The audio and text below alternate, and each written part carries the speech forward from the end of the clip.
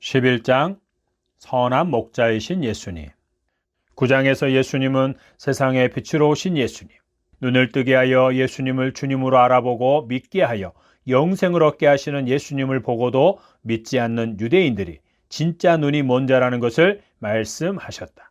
차라리 육신의 눈이 멀어 예수님을 보지 못했다면, 말씀을 알지 못했다면 죄가 없었을 것이나, 눈앞에 있는 예수님, 진리를 말씀하고 계시는 예수님을 보면서도 믿지 않으므로 그들은 확실한 죄인이 되었다. 이것은 그들이 하나님의 택하심을 받지 못했기 때문이요, 하나님 아버지께서 그들을 예수님께로 인도해 주시지 않았기 때문이다.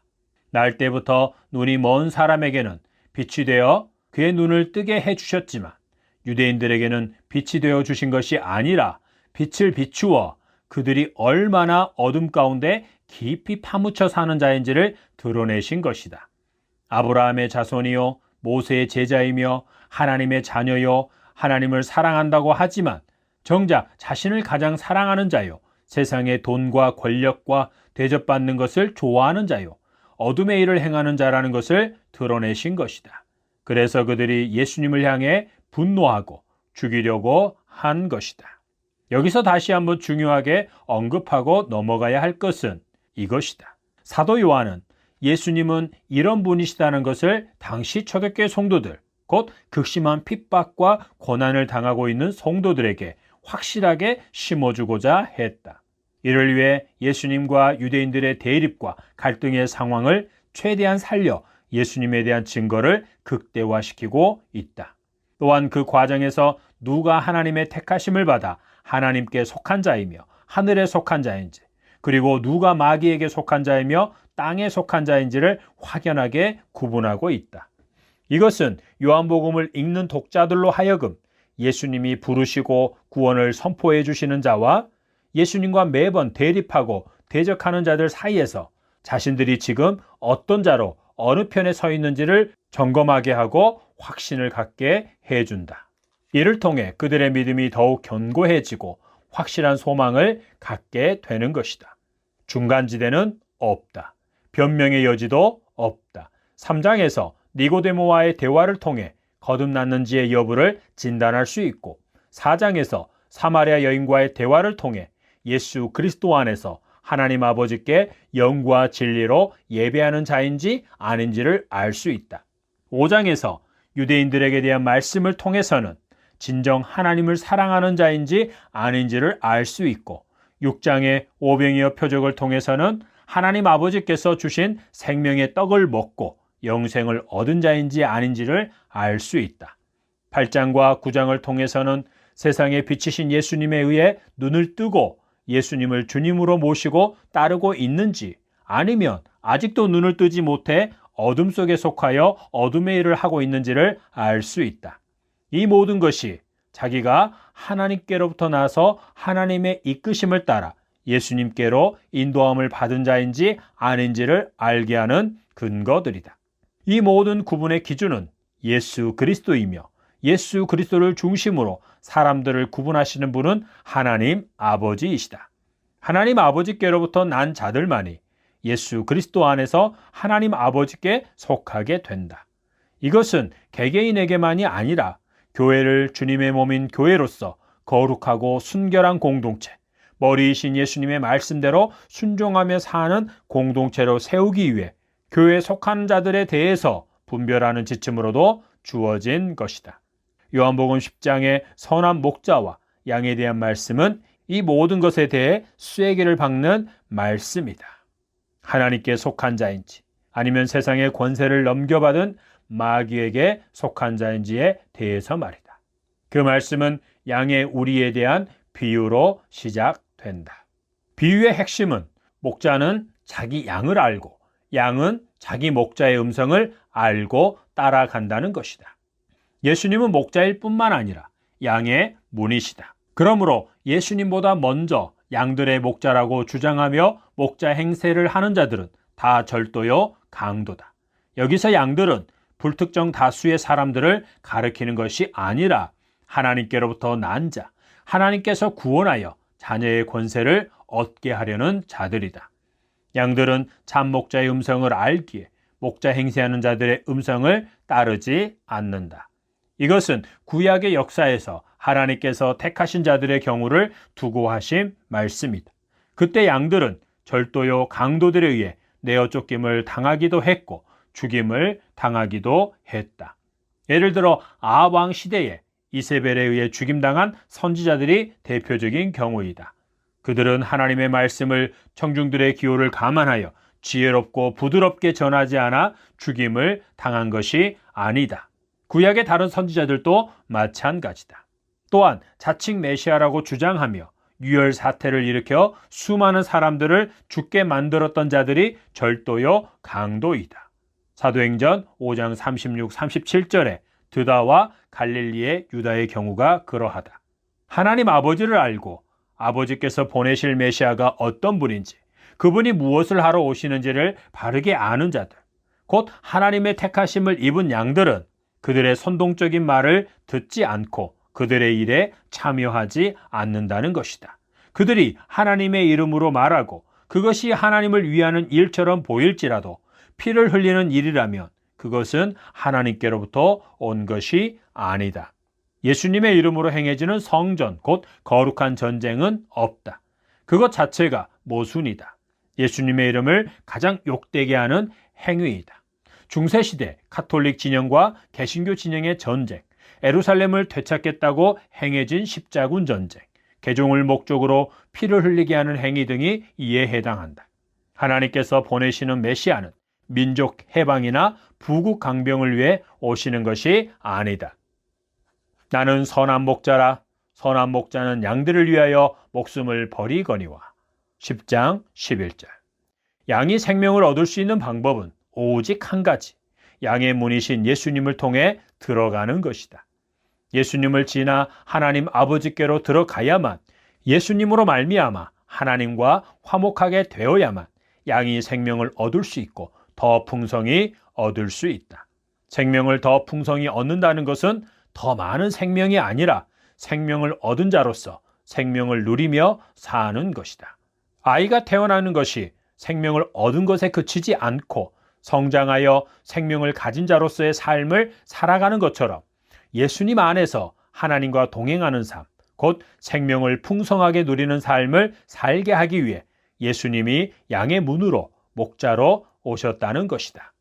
이것은 목자이신 예수님이 양들을 위해 자기 목숨을 버려야만 성취되는 것이다. 예수님의 죽으심이 양들의 선한 목자라는 확실한 증거이다. 선한 목자이신 예수님은 자기 양이 누구인지를 분명하게 아셨고 자기 양들을 위해 목숨을 버리려고 오신 것이다. 예수님은 하나님 아버지께서 예수님을 아시듯이 자기 양들을 아셨고 예수님의 양도 예수님이 오셔서 부르시면 본능적으로 알아본다. 그래서 아직 우리 안에 들어오지 않은 다른 양, 곧 당시 택함을 받았으나 아직 전도를 받지 않은 자와 택함을 받은 자로서 예수님이 다시 오실 때까지 세상에 태어날 자들도 그들의 목자이신 예수님의 음성을 들으면 바로 알아듣고 예수님께로 나오게 된다. 하나님 아버지와 예수님이 서로에 대해 아시는 것과 같이 선한 목자로서 자기 양을 아신다는 것은 무슨 의미인가? 하나님 아버지와 예수님은 하나이다. 서로를 완전한 사랑으로 사랑하고 기뻐하는 관계이다. 특히 아들이신 예수님이 하나님 아버지를 안다는 것은 아버지의 뜻에 철저하게 순종하며 산다는 것을 의미한다. 이처럼 예수님이 자기 양을 아신다는 것은 양을 온전한 사랑으로 사랑하고 기뻐한다는 것이다. 그래서 그 양을 위해 목숨을 버리는 것이다. 양의 처지가 불쌍해서 안 도와주면 안 될 것 같은 상황임을 알기 때문에 어쩔 수 없이 도와주는 차원이 아니다. 자기 양이 하나님의 진노를 받아 마땅한 자요, 죄와 허물로 죽은 상태에 있음에도 불구하고 그 양이 하나님 아버지께서 자기의 주신 양이기에 완전한 사랑으로 사랑하고 기뻐하며 그를 위해 즐거이 십자가를 지신 것이다. 이런 사랑을 받은 양도 예수님을 알되 자기를 위해 죽어주신 예수님과 연합한 자로서 예수님을 안다는 것이다. 그 사랑이 목자와 양을 하나로 연합하게 한 것이다.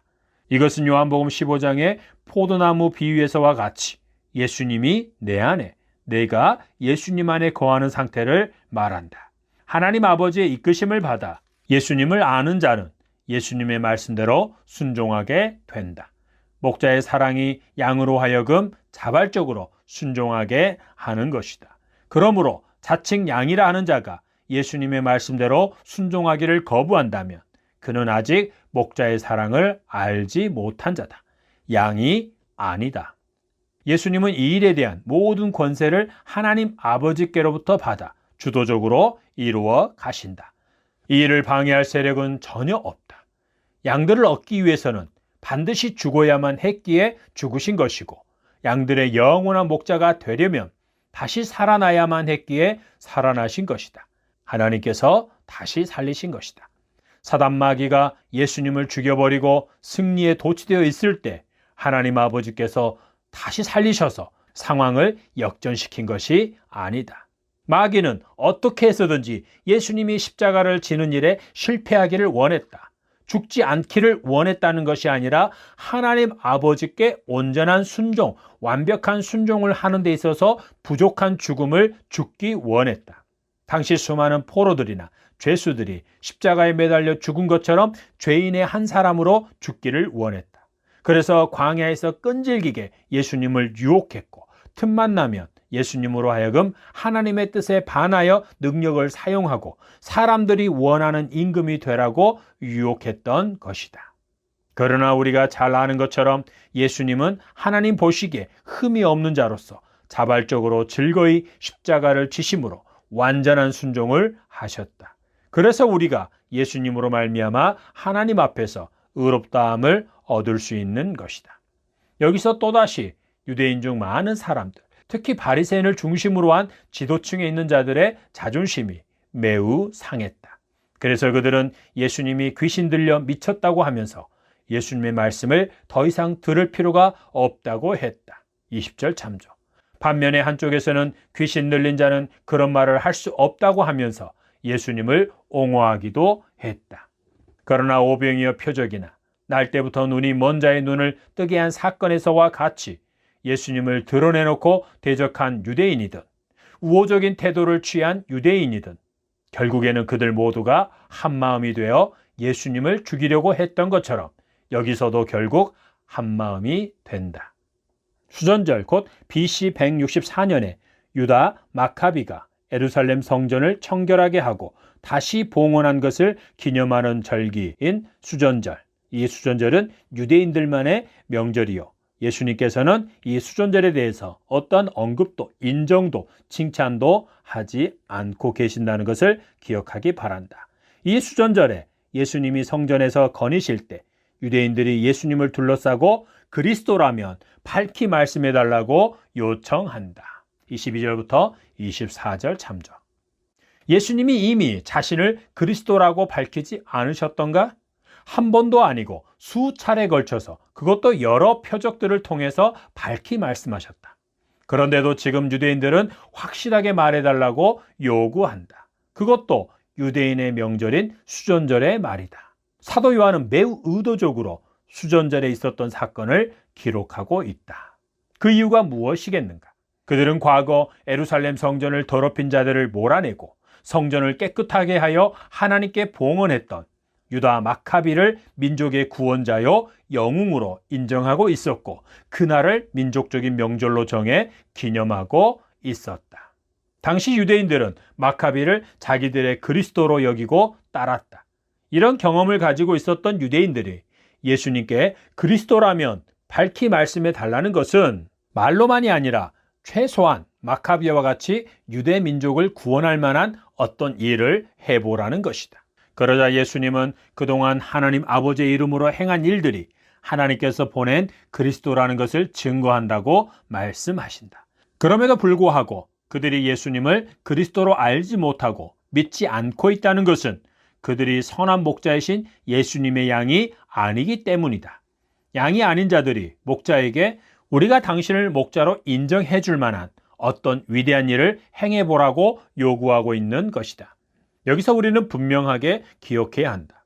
수전절이 유대 민족에게는 중요한 명절일지 모르나 하나님께는 아무런 의미가 없다. 하나님의 관심은 성전 건물을 지키느냐에 있지 않고 백성들이 말씀대로 순종함으로 거룩하게 살고 있느냐에 있다.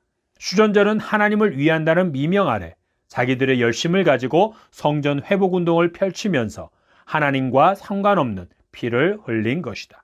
그러므로 성전을 회복하기 위해 싸우다 죽은 자나 성전을 지키려다가 죽은 자들은 순교자가 아니다. 단지 유대 민족 차원의 순교자일 뿐이다. 예수님도 수전절에 대해서 별 의미를 부여하지 않으신다. 하나님 아버지께 영과 진리로 예배하게 할 성전으로 오신 예수님이 건물적인 성전에 관심을 가지실 리가 없다. 마태복음 24장 1, 2절 참조. 예루살렘 성전 파괴에 대한 예언 성취는 AD 66년에 로마에 대항하여 무력 항쟁을 일으킨 대가로 AD 70년에 파괴되었다. 그 예언이 초월적으로 성취된 것이 아니라 유대인들이 원인을 제공한 결과로 자업자득으로 성취된 것이다. 사도 요한은 수전절에 예수님이 성전에서 유대인들과 대화하시는 사건을 통하여 예수님이 수전절과 같은 또 다른 명절을 만드는 독립운동가로 오신 그리스도가 아니라 선한 목자로 오신 그리스도이심을 더욱 효과적으로 증거하고 있다. 예수님께 유다 마카비아와 같은 독립운동 지도자와 같은 역할을 해달라고 요구하는 유대인들은 예수님의 양이 아니었다. 다윗 왕과 같은 메시아를 기대하는 유대인들도 예수님의 양이 아니다. 유대인이 예수님의 양이라면 그들은 죽기 전에 예수님을 그리스도로 주님으로 믿게 되어 있다. 내가 너희에게 말하였으되 믿지 아니하는도다. 내가 내 아버지의 이름으로 행하는 일들이 나를 증거하는 것이거늘 너희가 내 양이 아님으로 믿지 아니하는도다. 25절, 26절. 이제까지 예수님이 행하신 표적들과 말씀하신 진리들이 예수님이 하나님께서 보내신 자여 그리스도임을 증거하는 것이었는데도 그들은 믿지 않았다. 그렇다. 이제까지 예수님이 행하신 일, 증거하신 말씀 등 모든 것은 하나님 아버지께서 예수님과 함께 계시면서 하신 것이다. 단지 예수님이 하나님 아버지의 이름으로 행한 것들이 아니라는 말이다. 예수님이 아버지의 이름으로 행하셨다는 것은 30절의 말씀과 같이 예수님이 하나님 아버지와 하나인 상태에서 행하셨다는 것이다. 예수님이 아버지 안에, 아버지께서 예수님 안에 함께하고 계셨다. 그러므로 예수님이 하신 일들은 하나님 아버지께서 예수님 안에서 예수님을 통해 하신 일들이었고 하나님 아버지를 나타내는 일이기도 했다. 그런데도 자칭 하나님의 마니아라고 하는 유대인들은 예수님을 알아보지 못했다. 예수님이 그들의 눈높이에 맞추어 그들을 이해시키거나 설득시키지 못해서가 아니다. 내 양은 내 음성을 들으며 나는 그들을 알며 그들은 나를 따르느니라. 27절. 예수님의 양은 목자인 예수님의 음성이 들리면 그 음성이 자기 목자의 음성임을 알아듣고 곧바로 따르게 되어 있다. 다시 말해서 그들은 예수님이 자기를 위해 대신 죽어주시고 다시 살아나신 참 목자, 선한 목자임을 알고 목자의 음성을 따라 살게 된다는 것이다. 예수님의 양이 예수님의 음성을 고의적으로 거부하는 경우는 거의 없다. 양은 목자를 거역하거나 떠나는 것이 얼마나 위험하고 끔찍한 결과를 가져오는지를 잘 알고 있기 때문이고 양이 목자의 음성을 따라가는 것은 거의 본능적이기 때문이다. 본능적이라 함은 양이 목자의 음성을 듣고 따라가는 것은 배가 고프면 밥을 먹고 목이 마르면 물을 마시는 것과 같고 방광에 소변이 차면 밖으로 배출하는 생리적인 현상과 같이 자연스러운 일이라는 것이다. 양이 선한 목자의 음성을 거역하지 않는 가장 큰 이유는 그분이 선한 목자이시기 때문이다. 선한 목자인 예수님이 자기를 사랑하사 어떠한 죽음을 죽어주셨는지를 너무도 잘 알기 때문이요. 예수님과 연합한 자가 되어 살아가는 삶이 어떠한 삶인지를 알고 경험하기 때문이다. 그러나 예수님의 음성을 들었으나 따르지 않는 자는 그가 예수님의 양이 아니기 때문이다. 다른 이유는 없다. 예수님의 음성은 무엇인가? 사도 요한은 10장에 이르기까지 예수님이 하신 진리의 말씀을 염두에 두고 예수님의 양은 예수님의 음성을 듣고 따른다고 말하고 있다. 8장 40절 참조. 그럼에도 일부 사역자나 그들을 따르는 자들은 이 구절을 근거로 하나님의 음성을 들을 수 있고 그 음성을 따라야 한다고 주장하고 가르친다. 자기들은 왕의 음성을 듣는다고 하면서 말이다. 예수님이 말씀하신 음성이 그들의 주장처럼 기도 중에 듣게 되는 음성인가? 기도 중에 음성을 듣는 경우에 대해 부인하지는 않지만 그 음성은 여기서 말씀하신 양이 듣는다는 음성이 아니다. 하나님 아버지께로부터 나서 예수님의 양이 된 자들이 듣게 되고 따르게 되는 예수님의 음성은 작게는 사복음서, 마태, 마가, 누가, 요한복음에 기록된 예수님의 말씀이고 크게는 신약 성경과 구약 성경의 모든 가르침이다. 여기서 종교법이나 이스라엘 민족에게만 해당되는 법들을 제외한 말씀들을 신약 곧 새 언약 안에서 올바르게 재해석한 가르침들이다. 자칭 깊은 영성을 추구한다고 하는 자들 중에는 기록된 말씀에는 순종하지 않으면서 기도 중의 음성을 듣기 원하고 예언을 원하고 환상만을 보고자 하는 자들이 있다. 그들은 그것을 성경과 동등한 실제적으로는 더 큰 권위를 부여하고 그것을 따르고 그것으로 사람들을 통제하고 다스린다. 이런 사람들은 예수님을 인격적으로 믿고 따르는 자들이 아닐 가능성이 매우 높다. 이런 자들을 조심해야 하고 예수님과 사도들이 가르쳐준 분별의 기준으로 꼼꼼히 확인해 보아야 한다. 그들의 삶의 모습은 어떠한지, 사도들이라면 그들을 교회 지도자로 목사와 장로와 선교사 등으로 안수를 해서 세웠을 사람인지를 보고 분별해야 한다. 이에 더하여 그가 예수 그리스도의 십자가를 올바르게 전하고 있는지, 그렇게 했던 사도들처럼 살아가고 있는지를 점검해 보아야 한다. 공동체를 빚으시는 하나님의 손 243쪽부터 262쪽 참조. 예수님의 양은 예수님의 음성을 듣고 예수님을 따르는 삶을 산다. 그들은 영생을 얻어 예수님과 영원히 함께 살게 된다. 그들은 이제 영원히 멸망하지 않을 것이며 예수님의 손에서 그들을 빼앗을 자는 없다. 왜냐하면 그들을 예수님께로 이끌어 주신 분이 만물보다 크신 하나님 아버지이기 때문이요. 양들의 목자이신 예수님도 하나님 아버지와 동등한 권세와 능력을 가지셨기 때문이다.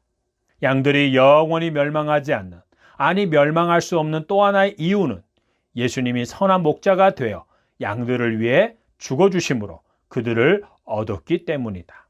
선한 목자의 죽음은 양을 얻기 위한 죽음만이 아니라 그를 영원히 지키기 위한 죽음이기도 하다.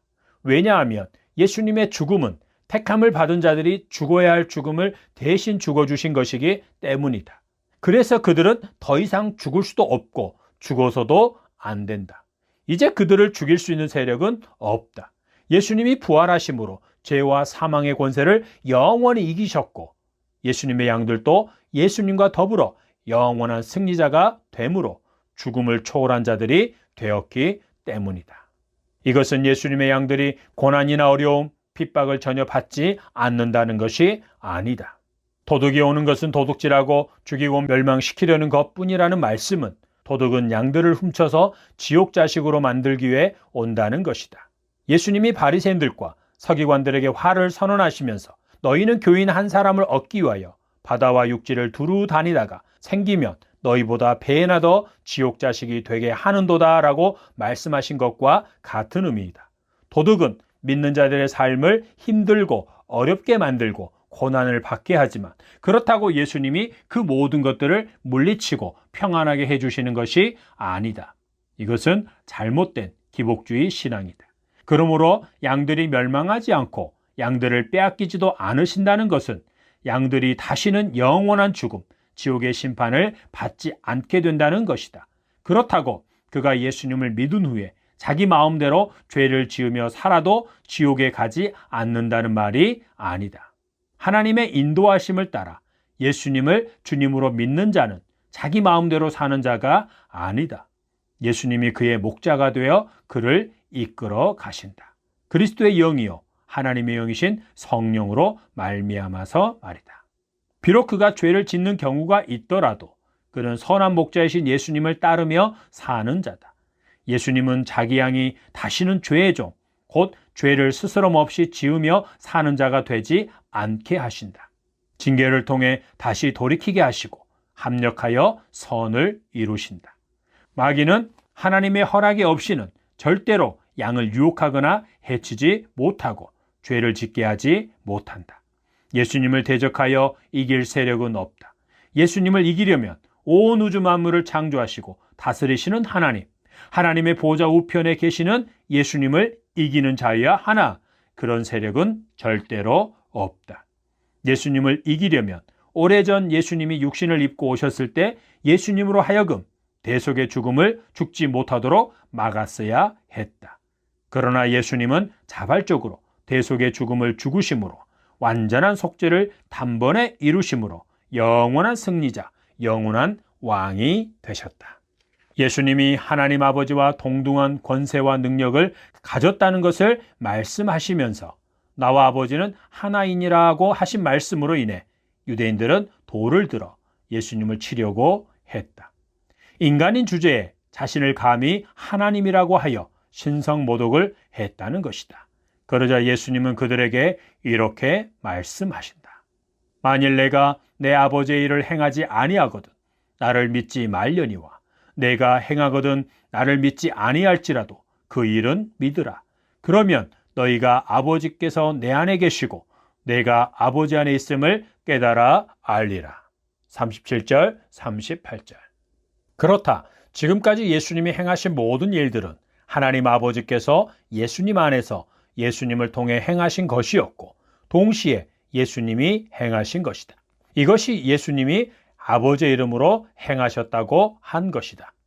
유대인들은 예수님의 말씀을 전혀 이해하지 못하고 여전히 분을 내며 예수님을 잡고자 하였으나 예수님은 그들의 손에서 벗어나 성전에서 나가셨다. 세상의 빛으로 오신 예수님으로 인해 빛에 속한 자와 어둠에 속한 자들이 드러났다. 예수님 때문에 어둠에 속하여 어둠의 일을 하며 사는 자들은 자신들의 실체가 드러나자 분을 내며 예수님을 죽이려고 했다. 마찬가지로 선한 목자이신 예수님 때문에 예수님의 양인 자와 아닌 자들이 명확하게 분리되고 있다. 예수님의 양이 아닌 유대인들은 자기들의 요구와 전혀 다르게 말씀하시는 예수님의 음성에 귀를 막고 오히려 신성모독을 한다고 외치며 돌을 들어 쳐 죽이려고 했다. 이와 같은 그들의 행동은 그들이 어둠에 속한 자요 예수님의 양이 아니라는 것을 확실하게 보여주는 증거이다. 오늘날 교회 안에 있는 사람이나 교회 밖에 있는 사람들 중에서도 유대인들과 같은 요구를 하는 자들이 있다. 하나님을 보여주라고 하거나 자기들이 하나님과 예수님을 믿을 만한 증거를 보여주라고 한다. 오병이어 표적을 경험한 사람들처럼 먹고 사는 문제, 경제적인 문제를 해결해 주면, 건강 문제를 해결해 주면, 직장 문제나 자녀들의 문제를 해결해 주면 예수님을 믿겠다고도 한다. 또는 이런 것들을 해결하기 위해 교회에 나와 열심을 내기도 한다. 또 어떤 사람들은 예수님의 말씀으로 인해 자신들이 어둠 가운데서 은밀하게 행하는 어둠의 일들이 드러남으로 인해 설교자나 교회를 대적하고 비방하기도 한다. 이것은 그들이 예수님의 양이 아니라는 증거일 뿐이다.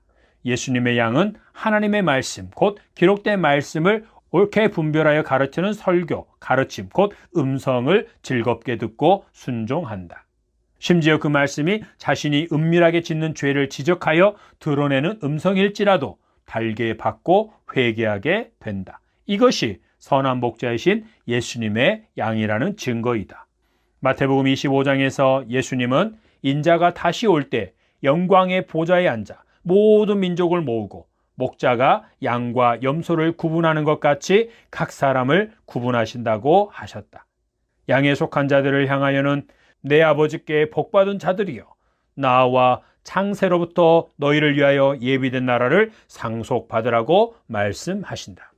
왜냐하면 그들은 예수님이 줄일 때 먹을 것을 주었고 목마를 때 마시게 하였고 나그네 되었을 때 숙소를 제공했고 헐벗었을 때 옷을 주어 입게 했고 병들었을 때 병문안을 와 주었고 옥에 갇혔을 때 면회를 와 주었기 때문이라는 것이다. 그들이 의아해서 묻자 너희가 여기 내 형제 중에 지극히 작은 자 하나에게 한 것이 곧 내게 한 것이니라고 대답하셨다. 믿음의 지체 중에서 외모로 볼 때, 세상적으로 볼 때 내세울 것이 별로 없어 보이는 자에게 한 것이 곧 예수님께 한 것이라는 것이다. 이것이 양과 염소를 구분하는 기준이다. 이것은 모든 사람들에게 너희가 양처럼 살기를 힘써라. 그러면 심판의 때 양에게 내려질 복을 받게 될 것이라고 교훈하신 것이 아니다. 물론 초대교회 성도들에게 예수님이 다시 오실 때를 준비하라고 권면하면서 양의 삶을 더욱 철저하게 살아서 그날의 천국잔치에 참여하는 자가 되자고 한 것이다. 마태복음을 읽는 당시 초대교회 성도들이 처한 상황은 자기 생명, 자기 가족도 챙기기 힘든 핍박의 시대였다. 무슨 말인가? 양은 양처럼 살아가야 하는 것이다. 다만 더욱 깨어서 심판의 때를 준비하면서 살자는 것이다.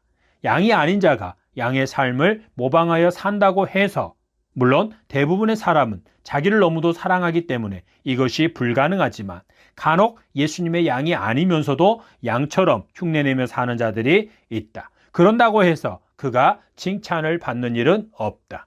그는 염소일 뿐이다. 사도 바울이 불신자들에게 서로 하나됨과 화목하기를 힘쓰고 서로 사랑하기를 힘쓰라고 한 것이 아니다.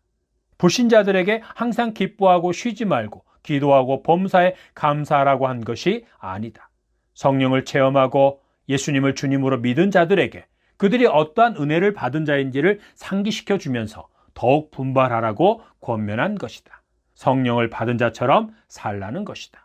그리고 이런 일을 회방하고 어지럽히며 교회를 더러운 행위로 오염시키는 자들은 한두 번 권면한 후에 듣지 않으면 불신자와 같이 대하라고 한 것이다.